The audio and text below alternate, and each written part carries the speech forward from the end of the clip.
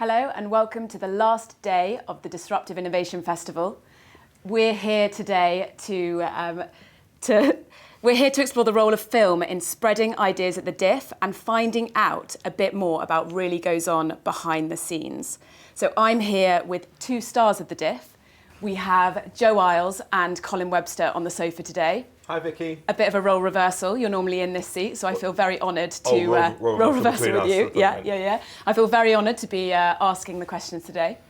And so, what are the Diff films? Well, this year we've got 3 Diff films, and by films what we mean is pre-produced videos, obviously, as opposed to doing live stream shows like this or the on-air shows that we have, which are all of these are done live, and that makes up the bulk of what actually goes on at the Diff. I had something like 145 different live sessions that go out. So on top of those, we have made these pre-produced films, but also actually we should say podcasts too, because there's a great podcast that Emma's made this year, and there's other organisations that make films and videos for us. So it's pre-produced content that obviously we put a lot of planning and preparation into. That's what goes into our Diff productions. And so we've got 3 sort of main pre-produced films this year. Could you tell us a bit about those? Well, you should start off with System Reset, because I think people probably haven't heard much about that yet at the Diff. So, yeah, there's 3 films. Yeah. There's one, System Reset, that Joe has always gone on about. That's a 45-minute feature-length documentary, and we'll see a little clip of that soon, I'm sure. That explores all sorts of different ideas around technologies and ideas that are shaping up the economy. There's an interview with Azim Azhar. This fella here is in this one. He interviews Azim Azhar, who, tell us about Azim. Well, I met with Azim at Tate Britain, so we kind of tried to get out of normal sort of comfort zone of for interviews. And we spoke about the future of work, and originally I think we planned to maybe have a nice long kind of flowing conversation, edit it down to maybe 10 or 15 minutes. But I think it ended up being a really kind of rich conversation.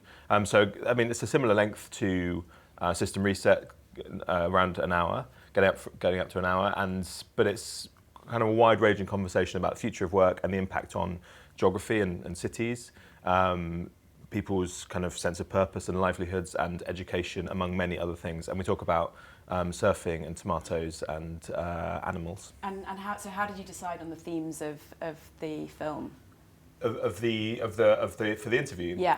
I mean, future of work relates to the key Diff topic for this year of people in society, people in the economy.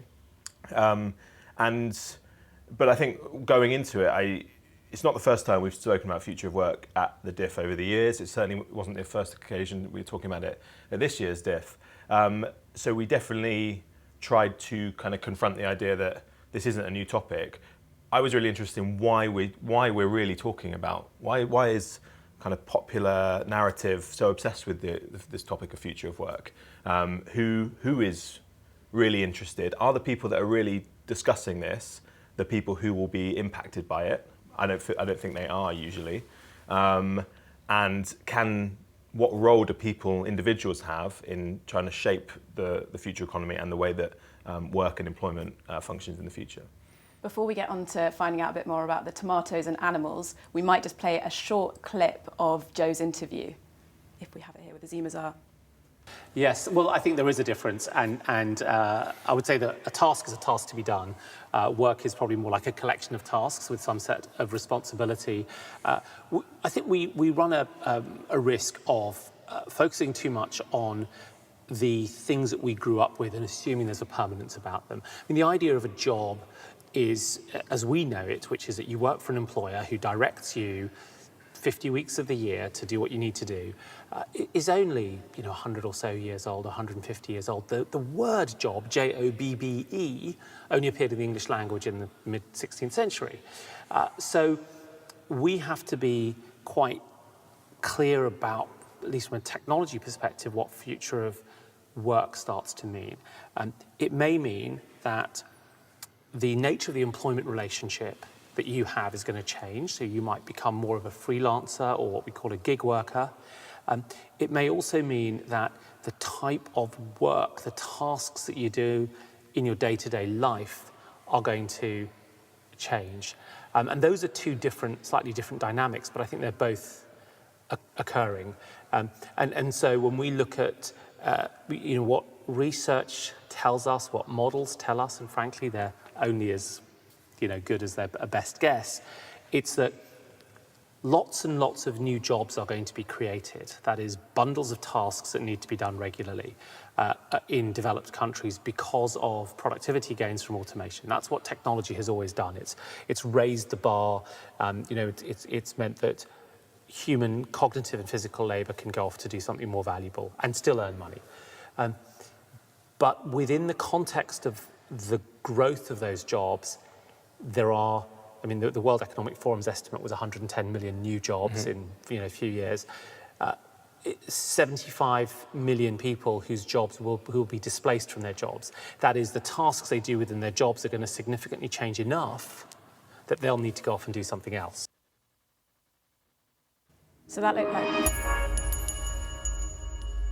So that was obviously filmed in a very beautiful setting, the Tate Britain. And so why did you choose there rather than having the conversation here in the studio? Well, I think a few reasons. Firstly, as Colin said earlier, the pre-recorded stuff is quite different to studio sessions. No questions from the audience, which is great in this setting, but sometimes it's nice just to have that more kind of focused, long conversation. And then really we knew it was going to be a long conversation, so some ability to kind of edit it and find the best bits is important. There was some nonsense that we chatted that is on the cutting room floor. And then getting out of boardroom settings. How many interviews have we seen, not necessarily at Diff, but on YouTube, lots of interviews with lots of interesting people that are kind of either someone's on a stage and someone's in an audience, or fireside chats and all these sorts of things. So we wanted to do somewhere different. Tate Britain wasn't necessarily the first choice. It's a really good choice, but I have a long list of ridiculous settings for interviews, which I'm hopefully going to dip into for subsequent diffs, like going and making some pottery or playing crazy golf. Yeah, so it relaxes them, it gets the conversation flowing, and you sort of get those nuggets of gold out of... Well, I think as well, we riffed on some of the pictures in there. Azim is scarily intelligent and knew a lot about some of the, even though he's said he wasn't really an art buff, he knew way more about the art than I did. I looked like a kind of royal passenger on that. But kind of, it's funny, if you see the video, the full version, he kind of interprets what we're seeing in some of these kind of 17th, 18th century paintings with almost like a future of work spin on them. And it's quite amusing, but it also is a source for the conversation. You knew about the python wrestling, though. You were good on that. You think I was good on the so you really shone. Python wrestling was my expertise in the whole an hour of conversation about the future of work. That was my contribution. I want to hear the story now. Well, you have to watch it. I have to watch it. Yeah. So everyone at home has to watch the Python wrestling whole film for the Python wrestling quip. Definitely. But I think there's also something about the fact you shot it in a beautiful location, and whether you went bowling with Azim or shot it in the Tate Britain, the fact that it's beautifully produced, it's fantastic to watch, as well as obviously being an interesting conversation. What you end up with is a piece of production that I think can be used in many different settings and is perhaps a bit more approachable for people to watch again and again, say in an educational setting. And that's really the justification we have for producing films in this way. And going back to System Reset, obviously there was it was filmed in many locations with lots of different people. So how did you choose some of the people that were in that film? Well, locations were London, Amsterdam, and Barcelona. Yeah. The choice of people, well, some were kind of known within the community that we sort of work within, like Kate Rayworth, for example, who wrote Donut Economics. She was filmed in London. And the film crew, the same folks who are filming us right now. Hello there, everyone. I think we need to go for a full image there. Oh, here they come. Yeah. The real stars. The real stars of the show are going to be on the camera. And I just want to give a shout out to Dave, who I don't know if Piers on the Diff team has told him yet. He thinks he looks like Joey from NSYNC. So hey guys. Let us know.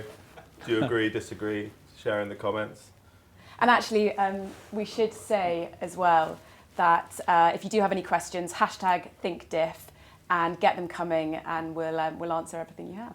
So yeah, they shot Kate Rayworth in London, and I think they were worried about their gear being nicked, shooting in some dodgy area. Where was that? I don't think we should say. Somewhere you might want to go again. And that was kind of a hurried thing because she was in the middle of giving another talk somewhere else and came out and gave us some of her time. Oh, I know where it is. And happened to have a tube of Styrofoam. hosepipe that she'd found. Yes. And then we went to Amsterdam. We booked a few interviews with some people. Alicia Garmer-Levitch, who is the co-founder, I think, of Materium. She was one of the candidates we interviewed there. There was Marlene Sticker, who runs VAG, which is a technology and social-based organisation. I think they're really fantastic. Share NL, Sharing Economy Organisation in the Netherlands, and that was one of the themes within the film. And someone from the Amsterdam City Council as well we interviewed. And then we went to Barcelona. There was Thomas Diaz of Fab Labs, Areti Marco Polo of IAC, and Salvador Rueda, who's behind this idea called the Super Blocks. And that was really, I think, a real coup to get, well, all of those folks, but I was really excited in particular with Salvador because he talks about this great this great plan for redesigning our urban structure. So how can we work with what we've already got and transform it into something really quite different, more suitable for today? And I liked how, I think I'm right in saying, Areti talks about the super blocks and kind of how they relate to her work, and then you switch over to the guy who's actually kind of planning and orchestrating it, and his contributions were really, really good. Yeah. And Absolutely. there's lots of different people, lots of different topics. That seems like quite a lot to be able to thread into one story. How did you go about sort of bringing it all together? Well, you end up, and anyone who's made films before will appreciate this, you end up with like 9-10 hours of footage, and then you've got to try and weave it all together. And you've got in the back of your mind the whole time a story, but then you're faced with the reality of 10 hours worth of footage that you've got to go through. You've got to identify the parts that you want and then put them in the order that you want, and you piece these things together, and through many iterations. How long did it take? You whittle it, oh man, hours. Hours, days. Days and days from my side, and days from the production crew's side, who not only had to follow my very loose instructions at times, but had to find... There's giggles from behind the cameras at the moment at the word loose. They had to make the music, and they had to put in all the cutaway moments, like when do you cut the camera to someone fiddling in their hands or to some outside shot, or, all those pieces that need to be done. So I think between us, I hesitate to... hundreds of hours of work went into making that. Seriously hard work. Well, we've got a clip of System Reset that we should watch now. When it comes to digital and meeting the physical world in this new economy, the amazing opportunity we have is to take inspiration from natural materials which are architected at all these multiple scales, so from the nano all the way to the macro level our eyes can see.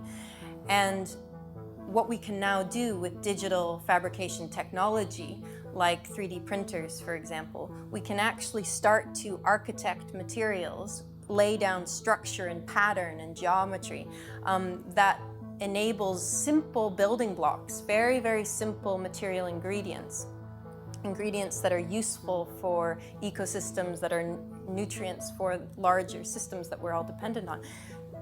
These simple building blocks can be assembled in very complex ways. And because we have the technology now to do that, it opens up a world of material performance that currently we try and achieve with a lot of chemistry that is not very good for anyone, as well as methods that use high pressure and high temperature. And so when you can substitute structure for chemistry, when you can substitute all of these industrial methods for the elegance of fabricating with digital technology, digital fabrication technology, it opens up the potential of creating an economy of the future that relies on material performance, but with a shared palette we can all participate in.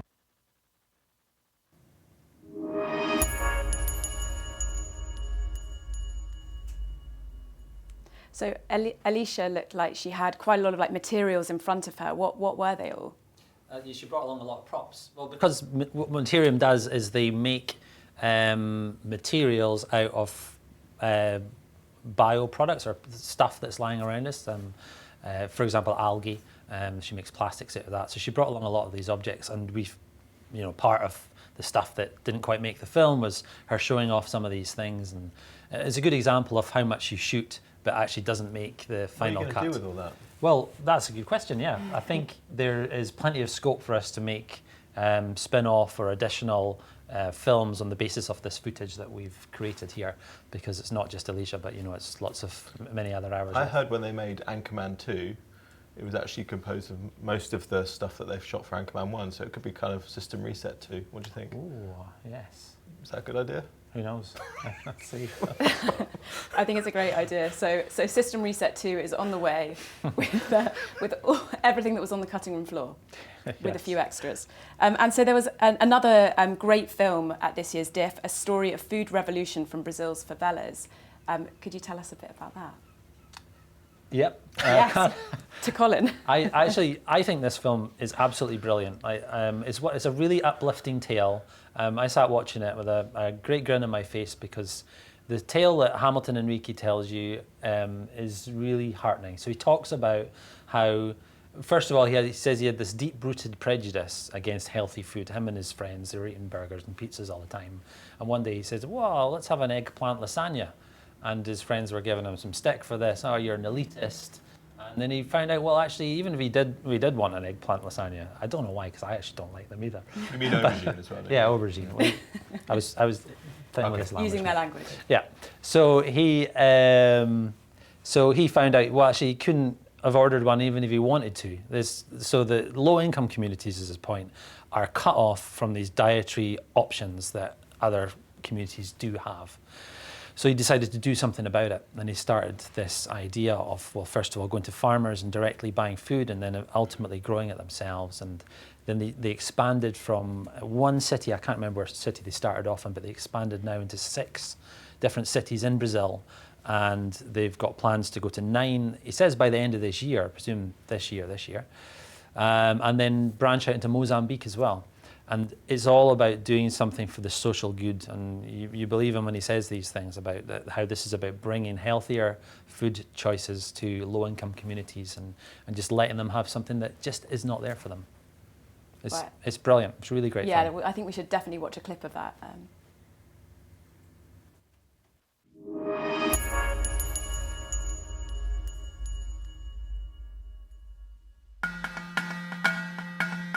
Problemas relacionados a péssimos hábitos alimentares na comunidade é a coisa mais comum possível.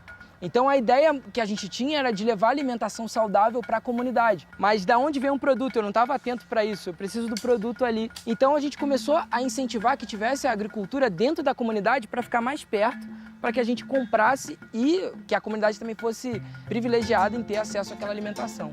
E aí eu vi uma oportunidade de negócio. O desenho estava perfeito. E agora vamos vender.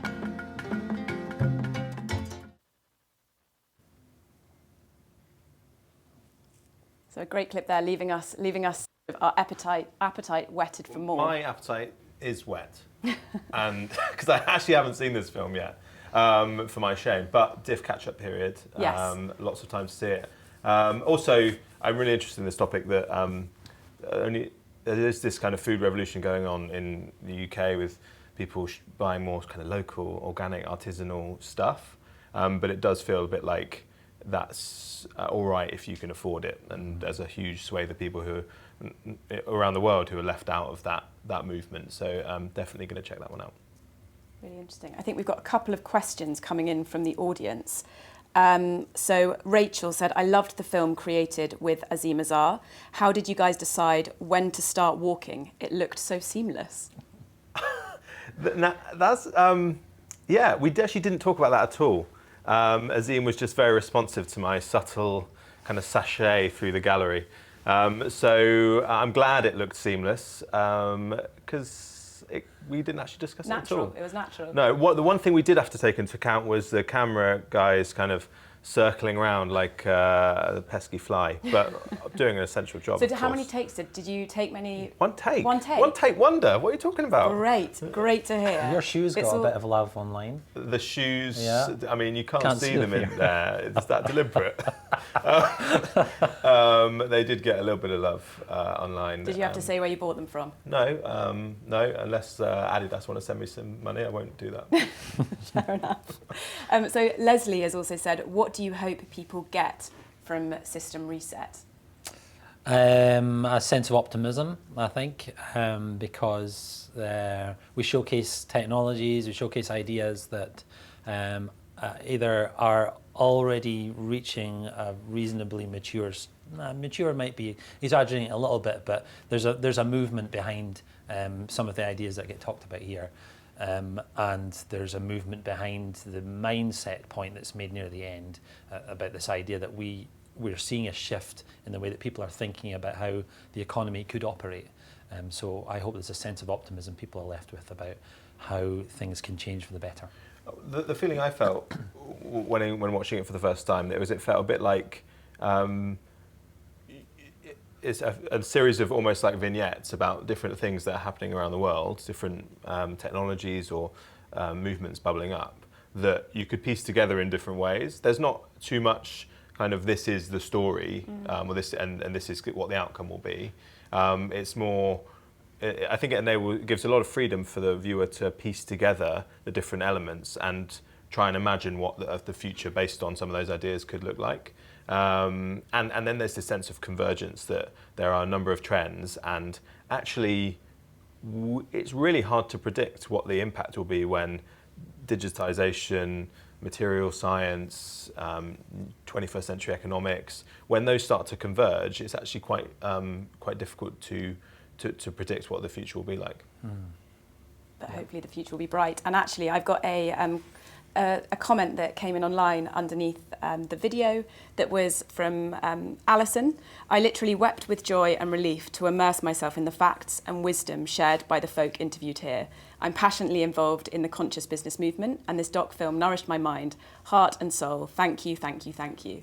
So I think if we're looking for a sense of optimism... Colin's got that framed on his well, bedroom he should. wall. I think it's one of the best comments, most positive comments I've ever seen. It's lovely. Yeah, So we it's want really everyone nice of her to weeping write with that. joy. Yeah, no, Yeah. it's really nice to see a comment like that, of course. Absolutely.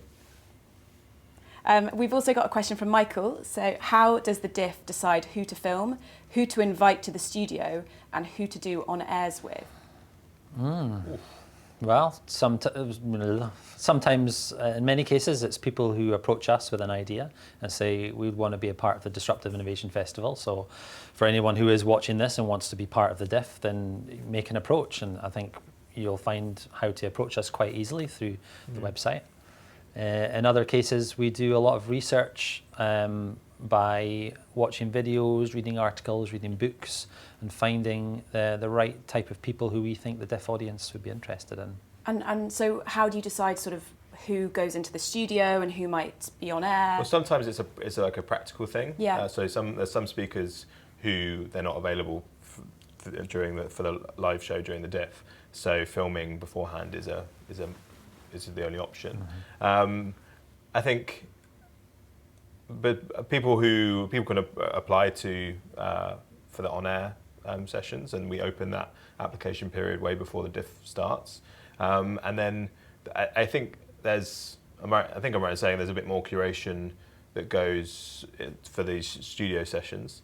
But what strikes me this year is that, and I mean this with absolutely no disrespect to the amazing speakers we've had, but they're not like the kind of massive names that you might see it doing TED. And that actually really excites me, because I think the people featured in this studio are the next cohort of really amazing kind of TED type speakers. They're the ones that will have millions of views online, but probably for their DIF session, not for their TED talk. Yeah. So we kind of, there's a bit of research that goes on about these like grassroots. Well, I think it's so. If you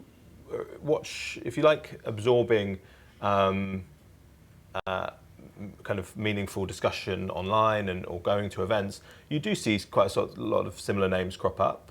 There's like a bit of a circuit, and there's absolutely nothing wrong with that. But I think what the DIF does really well is to bring some new voices into that conversation.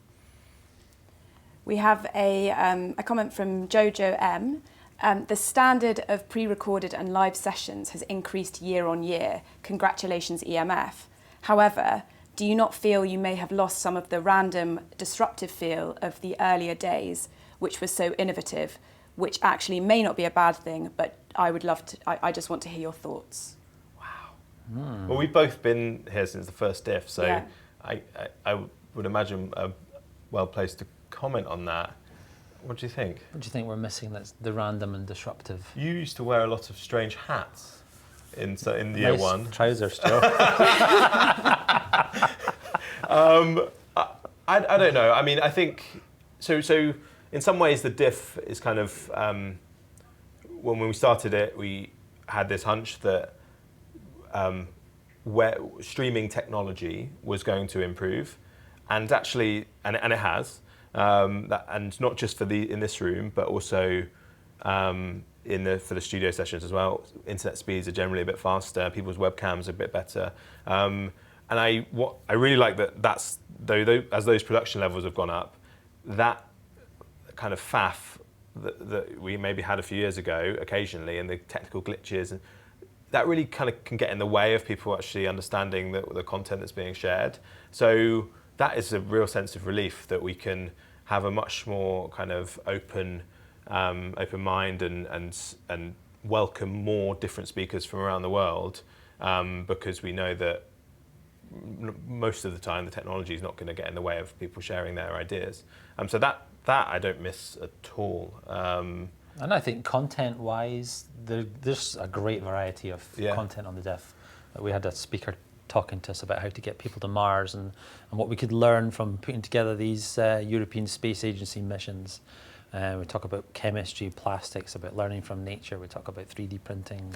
There was going to be a session about growing food in Mars as well. I don't know, some sort of Mars theme coming through this year. But so there's a lot going on, and we might actually take this opportunity to find a bit more about what's next coming up at the DIF.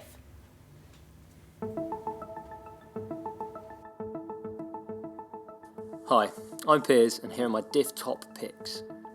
Up next in the live studio at 1 PM UK time is the DIF Magazine show. We will be joined by Radhika Bynum of the Young Foundation and Benedict Delott of the RSA, who will explore ideas around social innovation, participation, and the impact of emerging technology on the world of work. And you won't want to miss the DIF Grand Finale later today at 5 PM UK time. Hear from the team behind the DIF as they explore the themes and ideas that have blossomed over the course of the past 3 weeks. We will also be joined by Ellen MacArthur, who will give her thoughts on this, the 5th Disruptive Innovation Festival. And just to remind you all that there are close to 150 pieces of content up on the thinkdiff.co schedule, ready for you to explore. Yesterday at 5 PM UK time, in the session titled Cities Regenerated, the Ellen MacArthur Foundation's Governments and Cities team joined us in the studio to explore what can be done to make cities cleaner, safer and more productive. That's all from me, back to you in the studio.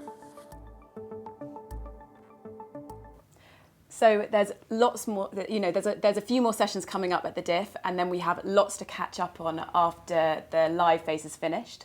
I have time for one more question to you guys, and it's what do you think the role of film is in spreading ideas in general? Wow. Big question. I think I partly answered that earlier when I talked about the quality of production makes films like those we've produced for this year much more likely to be slotted into like next week at Copenhagen. There's going to be a big event. I know they're going to show System Reset at this event with a couple of hundred people in the audience, and I think only by producing high quality, beautifully shot storytelling films like that do you get that type of response where people will book a room to show it to a large audience. And I think in education too, universities, schools will find films like the 3 we've discussed today much more usable than, say, a studio interview or a single person talk. I mean, all of that, and also, and I think films kind of in the right hands, or production with the right production, they seem to be the best way to kind of distill, or essentially bottle someone's enthusiasm, passion, their ideas, in a way that can really transmit across around the globe and kind of throughout time as well. I think you could still watch clips from the films that we've made in years to come, and that isn't going to be lost. It's kind of this, it's kind of an artifact that will be continually revisited. Great. So we've seen some really inspiring films, or clips for some really inspiring films, and I hope it's inspired you to go and watch the full films that are all available on the DIF website.